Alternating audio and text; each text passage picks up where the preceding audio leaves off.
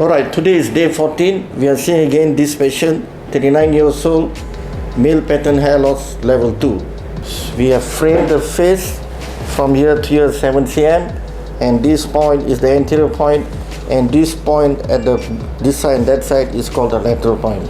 Once we connect all the line, we get an hairline, and this area is the hairline, and we create some irregularities so that end of the day he will look natural.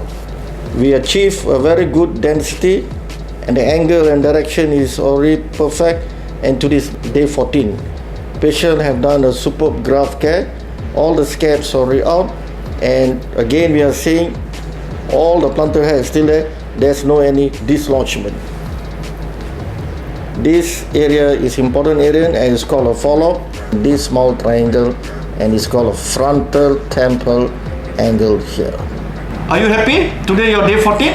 Yeah, I'm very happy after this day 14, and finally I can see my hairline. Yeah, it's much better now, and my confidence is better now. Thank you, Dato.